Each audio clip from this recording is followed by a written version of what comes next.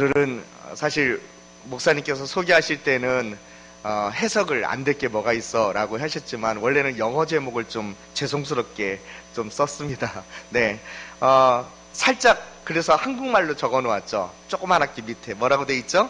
안 될 게 뭐가 있어. 네, 굉장히 박력 있는 표현이죠. 뭔가 좀 할 것 같은, 네, 해낼 것 같은 그런 말인데 오늘 이 말의 영어 표현인 오늘 제목인 Sure, why not? 이라고 하는 이 말은 사실 2년 전 정도에 어떤 연예인이 썼기 때문에 청년들 사이에서 굉장히 붐을 일으켰던 그 유행어였었습니다. 그게 어떤 연예인이었냐면요, 그 배정남이라고 아시나요? 네, 모르셔도 됩니다. 네, 별로 굳이 아실 필요는 없습니다. 저는 이 말을 한번 우리 영적인 부분에 좀 적용했으면 좋겠다라는 생각이 들더라고요. 그러다 보니까 이 말이요, 영적으로 굉장히 박력 있는, 정말 우리 주님을 붙잡을 수밖에 없는 그런 표현이 되더라고요. 사랑하는 성도 여러분, 영적인 성장, sure, why not? 안 될 것이 뭐가 있겠습니까? 할렐루야. 정말 우리가 매일마다 예배하고 또 하나님의 은혜를 간절히 사모하는 우리 성도인들마다 귀한 영적인 성장과 주님을 닮아가는 은혜가 넘치기를 간절히 소망합니다. 사실 세상 사람들은요, 이 유행어를 말하면서 자기 스스로의 힘을 그렇게들 과시하려고 했어요. 그 연예인조차도 라디오스타에 나와서 굉장히 자기의 그 삶에 대해서 과시하는 모습을 보여주기도 했습니다. 까짓것 내가 가진 돈 가지고, 까짓것 내가 가진 능력 가지고 안 될 게 뭐가 있겠어? 이렇게들 살고 있죠. 그런데 우리들은요, 주님 안에서의 능력을 더 신뢰하지 않습니까? 여러분, 주님 안에서 안 될 게 뭐가 있겠습니까? 어떤 점에서는 참 긍정적인 태도인데요, 우리에게 정말 필요한 태도라고 생각합니다. 여러분, 오늘도 영어 표현이긴 하지만 Sure, why not? 주님 안에서 안 될 게 뭐가 있을까? 이렇게 외치시며 말씀 앞으로 달려가는 믿음의 성도님들 되시길 간절히 축원드립니다. 오늘은 유행어 하나를 말씀드렸지만요, 사실 이 말이 오늘 말씀에 딱 맞는 키워드라는 생각이 들었습니다. 딱 맞는 주제 같은 말씀이다라는 생각이요. 세상적인 Sure, why not? 정말 자기 힘 믿고 이렇게들 살아가는 사람들이 세상 사람들만이 아니라요, 성경 속에서도 등장한다는 게 놀랍습니다. 그것도 하나님의 백성이라고 하는 이스라엘 백성들 안에서 세상적으로 Sure, why not? 내가 안 될 게 뭐가 있어, 내 마음대로 해보지 라고 하는 그 모습들이 이스라엘 백성들 속에 등장한다는 것이 더 놀라울 뿐입니다. 오늘 등장하는 인물들이 전부 다 내가 안 될 게 뭐가 있어, Sure, why not? 이 정신에 사로잡혀서 살아가는 것 같습니다. 우리 힘으로, 내가 가진 것으로, 우리 능력으로 안 될 게 뭐가 있겠어, 이렇게 말이죠.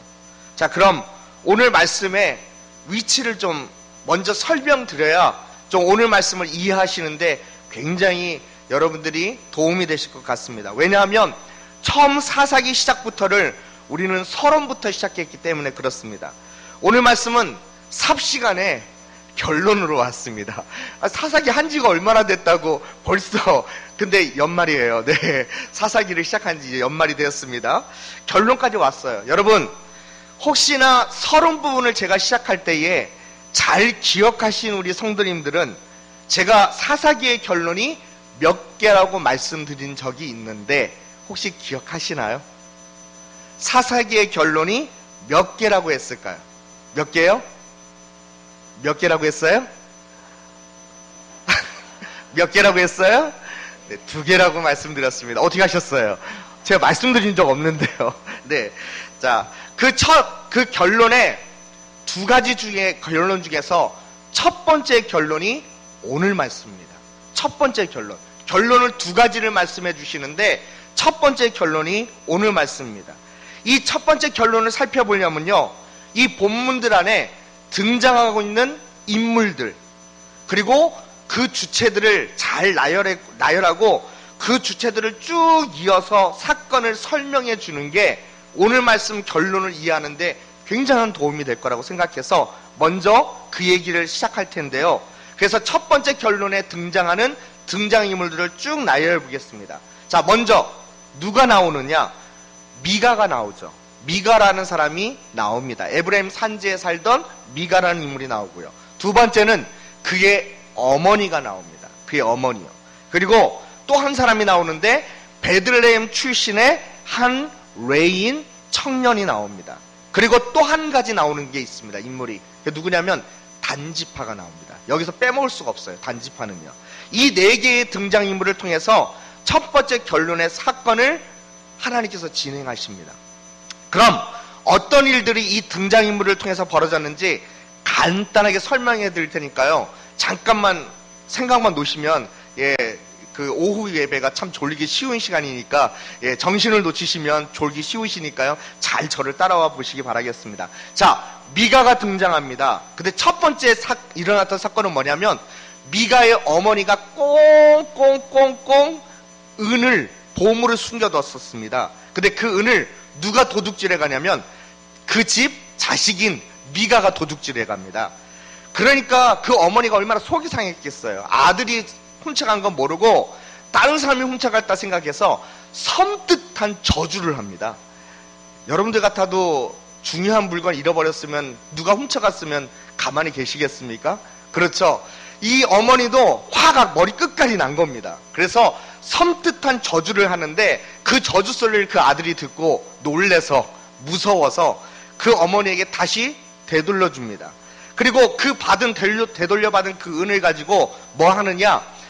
여호와께 드린답시고 그걸로 드렸는데 그걸로 드린 은으로 뭘 만들었냐면요. 한 신상을 만듭니다. 우상을 만든 겁니다. 그리고 그 가족이 사는 그 집에 신당이 있는데 거기 제사장으로 자기 아들 미가를 세우게 됩니다. 그리고 예루살렘에 살던 레인 청년이 미가가 살고 있던 이 동네에 왔다가 미가를 만나게 되고 미가가 그가 레인이라는 걸 듣게 됐고 그에게 놀라운 제안을 하게 됩니다. 너 나와 함께 살자. 나를 위해서 아버지와 제사장이 되어줘라. 이렇게 그 제안을 했던 겁니다. 내가 너에게 그만한 보상을 크게 해주겠다는 말을 합니다. 그래서 레인 청년이요 한 가정의 제사장이 되는 겁니다. 이제 자, 그리고 성경의 카메라는 어디로 돌아가냐면 단지파로 돌아갑니다. 단지파를 비추게 돼요. 그런데 이 단지파는요 진짜 너무 불쌍한 지파입니다. 그 이유는 사실 서론에 소개되어 있습니다. 잠깐 그 구절을 보셔야 왜 결론에서 단지파가 출현하게 되는지 이해하기 쉽기 때문에 잠깐 살펴보고 지나가도록 하겠습니다. 사사기 1장 34절 말씀입니다. 사사기 1장 34절 같이 한번 읽어보도록 할까요? 아모리 족속이 시작. 아모리 족속이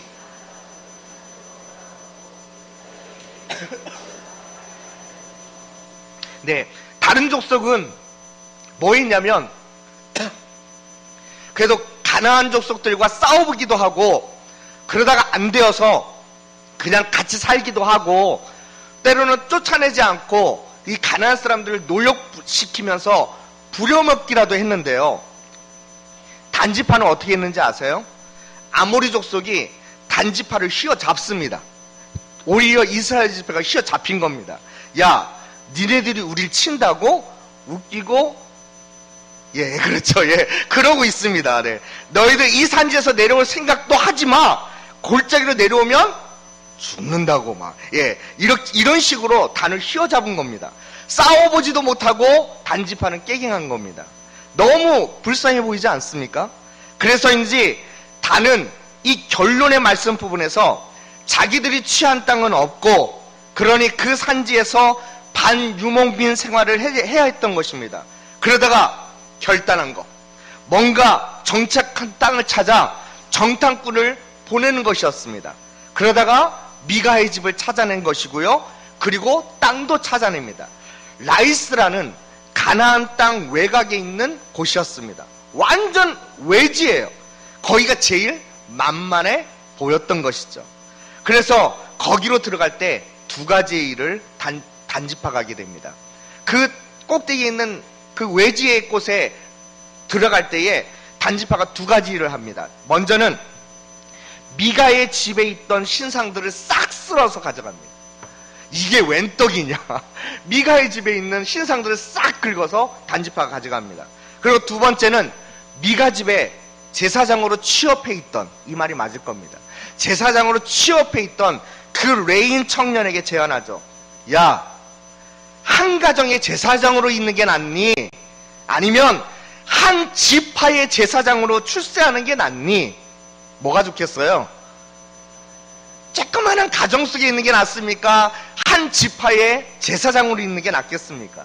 그 청년 둘도 마다하지 않고요, 더 출세를 위해 뭘 선택하죠? 단지파로 이동해버립니다. 이렇게 좋은 거 다 빼앗긴 미가가요, 가만히 있겠습니까? 미가가 자기 집, 이웃집 사람들을요, 전부 모아갖고 같이 단지파를 따라가갖고 한판 붙어보려고 했습니다. 그런데 미가가 오히려 깨갱합니다. 쪽수가 안 되는 거예요. 쪽수가 안 되는 거예요. 성경 이렇게 기록하고 있습니다. 미가가 단자손이 자기보다 강한 것을 보고 그냥 돌이켜 집으로 돌아갔더라. 이렇게 되어 있습니다. 제가 이런 식으로 해서 첫 번째 결론의 스토리를 마감을 하는데요, 이 결론의 사건들은 사실 사사기 시대의 시대순으로 볼 때 마지막 시점이 아닙니다. 이상하죠? 결론인데 왜 마지막은 아니라는, 하나님이 주시는 사사기의 메시지를 결론 내리시기 위해서 의도적으로 사사기 초기 때에 일어났던 사건을 결론 부분에 두고 이 메시지를 정리하고 계셨던 것입니다. 그럼 이 첫 번째 결론은 무엇을 이야기하려고 하는 걸까요? 하나님은요, 이스라엘 백성들의 영적 상태를 대표적인 인물들 몇 명들을 통해서 실제 신뢰를 말씀하시려고 했던 겁니다. 봐라, 내가 신뢰를 드는 이 사람들 자체가 지금 너희들의 영적 상태란다. 이걸 말씀하시려고요. 저는 이미 여러분들에게 결론의 메시지를 얻을 수 있는 시각을 보여드렸습니다. 뭐였죠? Sure, why not? 이라고 했죠. 벌써 잊으신 거 아니시죠? 내가 안 될 게 뭐가 있어? 이 생각으로 살던 이 네 개의 등장인물들 말이죠. 먼저 미가의 어머니를 잠깐 살펴보겠습니다. 미가의 어머니요. 도로 찾게 된 그 은을 하나님께 드린다고 해놓고서는 다 드리지 않고 또 그 드린 그 은으로 뭘 만들었다고 했죠? 신상을 만들었습니다. 우상을 만듭니다. 대체 이 아줌마에겐 정말 안 될 게 뭐가 있을까요? 아니 대체 어떻게 이렇게까지 할 수 있는 걸까요? 이런 생각이 저절로 들지 않습니까? 하나님도 섬기고 우상도 섬기고 하고 싶은 거 다 하고 싶어 사는 완전 혼합된 종교 생활을 하고 있는 겁니다. 여러분, 이런 모습이 미가 어머니 이 한 사람만의 모습이 그렇게 했습니까? 아니요. 이 모습이 누구의 모습이라고요? 이스라엘 백성들, 이스라엘 사람들이 지금 살아가는 그들의 신앙 모습이라고 말씀하고 싶었던 겁니다. 하나님, 그리고 하나님의 진리와 그 뜻을 순종하며 살아가는 신앙이 아니라 내 생각, 내 취향, 내가 하고 싶은 거 그거 하면서 살면 어때? 이런 식의 삶이었다는, 신앙이었다는 겁니다. 근데 문제는 세상적인 sure why not, 이 미가의 어머니와 같은 모습이 지금 이 땅을 살아가는, 이 시대에 살아가는 우리 성도님들 가운데는 없을까요? 예수님을 주님이라고 말하면서도 실제로 우리 삶 속으로 들어가면 어느 특별한 부분에서만 하나님께 순종하고요, 그 외 다른 영역에서는 죄다 우리가 바라는 대로 살아가고 있지 않습니까? 이걸 고급진 용어로 뭐라고 하냐면요, 위선이라고 말하기도 합니다. 많은 자칭 그리스도인이라고 하는 사람들이 자기 삶을 살아가는 방식에 있어서만큼은 완전히 비기독교적이 되어버렸다는 것을 아십니까? 소위 위선적으로 살아가고 있는 겁니다. 주님의 인도하심을 신뢰하면서 sure why not, 주님 안에서 안 될 게 뭐가 있어, 이렇게 해야 되는데 그 삶은 전혀 그렇지 않다는 겁니다.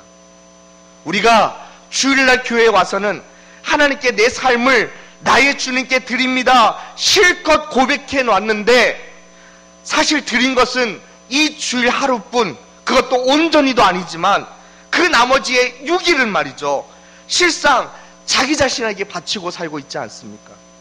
이 정도가 바로 우리의 실제 신앙의 수준, 이스라엘 백성들의 그 신앙의 수준이었다는 것입니다. 두 번째, 레인 청년을 살펴보겠습니다. 이 청년은 진짜 자기 자신을 위해서 쇼와이나 내 자신을 위해서 안 될 게 뭐가 있어, 이렇게 살아가는 그런 사람이었습니다. 오히려 이 유행어를 퍼뜨렸던 배정남보다도요, 더하면 더했지 덜하지 않은 사람 같습니다. 우리 옛말에 이런 말이 있죠. 간에 붙었다가 쓸개에 붙었다가. 그렇죠. 그 기준이 뭐냐? 보상과 출세에 따라서 자기의 정체성도 다 팽개친 그런 젊은이였다는 겁니다. 이 레인 청년은요, 처음 소개하기를 누구였죠? 유다 가족에 속한 베들레헴의 레인이라고 설명했습니다. 그런 그가 좀 더 나은 보상을 받는다고 이 미가라고 하는 한 개인 가정의 제사장으로 소위 취업 자리를 옮겨갑니다. 나중에는 한 가정의 제사장보다도 좀 더 출세를 위해 단지파의 제사장으로 옮겨갑니다. 여러분, 이 레인 청년은요, 정말 하나님 섬기는 레인 맞는 건가요? 그는 아닌 겁니다. 그는 자기 자신만 섬기고 있는 것이었습니다. 그는 누구든지 자기에게 돈을 주고, 돈을 주면 섬기고, 돈만 준다면 사람들이 듣고 싶어하는 말을 더 많이 해주고 싶어하고, 더 멋있어 보이는 것이 있으면 주저없이 옮겨갔던 것입니다. 여러분, 만약에 이런 목사님이 있다면 어떻겠습니까? 세상 사람들이 이 사자가 들어가는 직업을 그렇게도 부러워한다면서요. 검사, 판사, 의사, 변호사. 근데 저도 보니까 저도 사자 들어가더라고요. 목사. 그래서 좀 목사는 좀 다르지 않겠습니까? 다들 이렇게 생각하잖아요. 그런데 만약에 우리 목사님들도요, 사자가 들어가는 직업인이 꼭 성공할 것이라는 자기를 위한 슈어와이나 이렇게 외치는 종교 지도자가 된다면 이건 생각만 해도 끔찍하지 않습니까? 목회로 부름받은 저로서도, 그리고 혹여나 앞으로 목회자의 길을 걸어갈 분들이 도전받고 정말 닮아서는 안 될 모델이 있다면 바로 오늘 말씀의 레인 청년인 것입니다. 다른 분들도 목회자가 아니더라도요, 여러분들이 취업을 하는 기준, 여러분이 세상 일들을 해나가는 기준이 더 좋은 조건에 스카웃된다는 유혹 때문에 오히려 정직과 신뢰를 깨트리는 일, 제발 그렇게 하지 않았으면 합니다. 우리 믿는 청년들, 우리 성도님들은요, 세상에서 성공하라만을 위해 수단 방법 가리지 않는 그런 세상 사람들이 살아가는 방법과는 정말 다르게 살아가는 믿음의 자녀들인 줄로 믿습니다. 여러분, 하나님의 비전을 따라가는 삶이 여러분의 유일한 기준 되기를 간절히 축원드립니다. 세 번째, 단지파를 살펴볼게요. 여러분, 왜 단지파는 아직도 집이 없는 건가요? 다른 모든 지파들은 용감하게 싸웠습니다. 그리고 하나님께서 가나안 사람들을 쫓아내는 그 명령 다는 못했을지 몰라도 그래도 부분적으로나마 부딪히고 싸워보면서 완수해가는 듯 보였습니다. 그러나 단지파는 뭐였죠? 싸움은커녕 그냥 산지에 찌그러져서 실패한 지파, 하나님 의지하는 그 믿음에서 대표적으로 무너진 지파가 되었던 것입니다. 그런데 다시 용기 내서 자기들 땅을 찾아 나서기는 했지만 이 미가 집에 있던 신상을 축복받으려고 훔쳐오지를 않나. 약속의 땅을 생각지 않고 제일 만만한 곳, 엉뚱한 곳으로 떠나더라도 자기들 살기에만 급급해하는 자기중심의 슈어와이나 이런 삶을 살았던 것입니다. 우리 집회가 이렇게 망가지더라도 안 될 게 뭐가 있겠어? 이렇게 막 나가던 지파라는 말입니다. 네 번째, 이제 누가 남았죠? 제일 중심 인물이었던 미가라는 사람이죠. 미가는 말할 게 참 많지만요, 간단하게 정리하면서 오늘 말씀을 마무리했으면 합니다.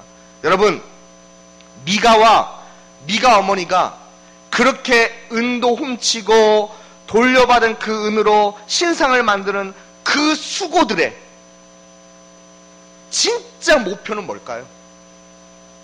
왜 그렇게 삶을 사는 걸까요? 왜 그렇게까지 은도 훔쳐야 되고 은 가지고 신상까지 만드는 그런 수고까지 했을까요?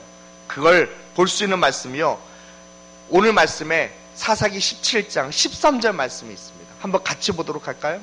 사사기 17장 13절 함께 이 말씀을 읽도록 하겠습니다. 이에 시작.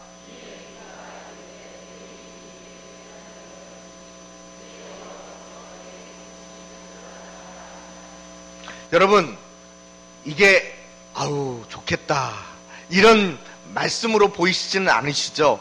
절대 그러시면 안 됩니다. 이건요, 미가가 자신만의 종교 왕국을 세운 것입니다. 우상신상을 자기 집에 두었죠. 자기 집을 위한 제사장을 두죠. 그러면서 고작 한다는 말이 이제 축복받을 거야. 하나님은 이런 모든 것을 다 갖춘 우리 집에 축복을 주셔야만 하는 거야. 이러고 있습니다. 미가의 목표는 정해져 있었습니다.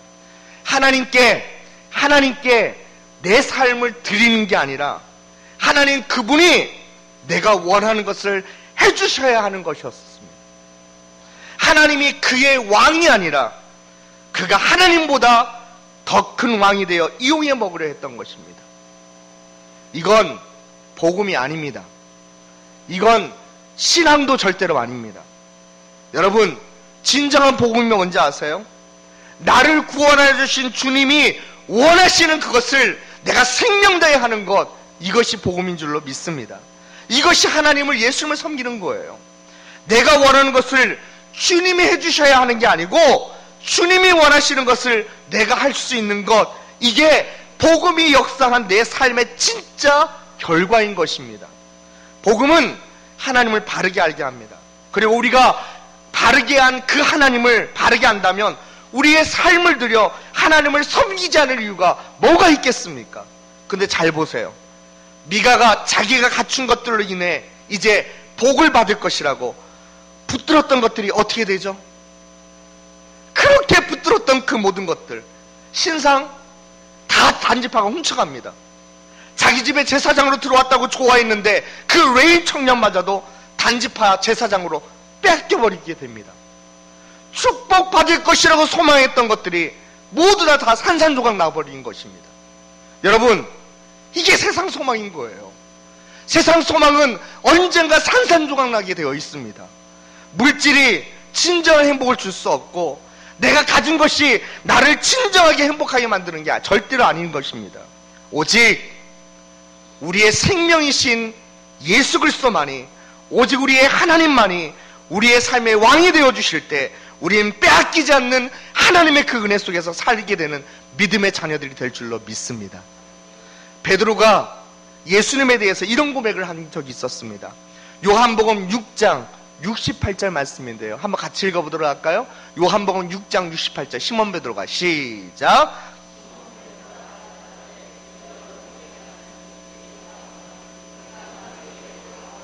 시몬 베드로가 대답하되 주여 영생의 말씀이 주께 있사오니 우리가 누구에게로 가오리이까? 여러분, 예수님을 발견하는 것이 진정한 축복인 줄로 믿습니다.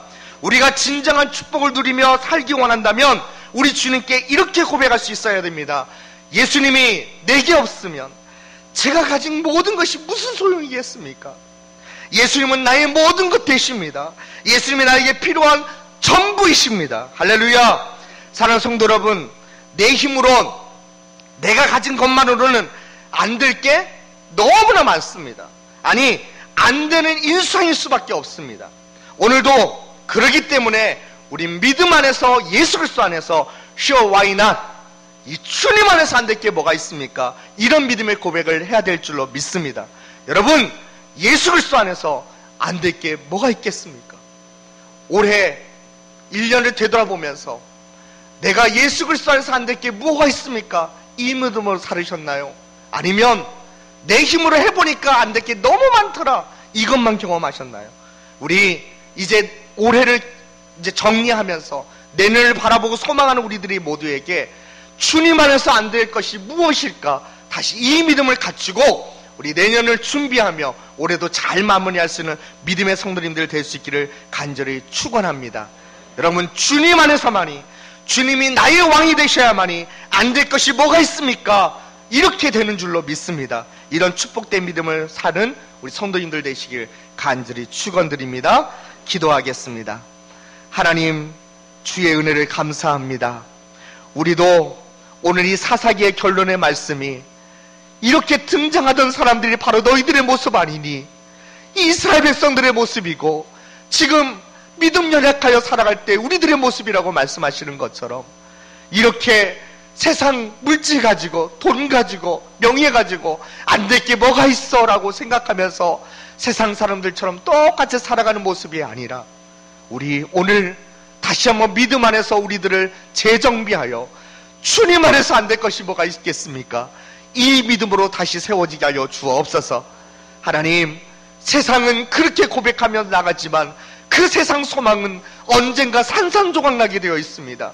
우리 그 산산조각날 거 붙들지 않고 오직 예수 그리스도만을 붙들고 살아가는 믿음의 자녀들 되게 하여 주옵소서. 감사하며 예수 이름으로 기도드립니다. 아멘.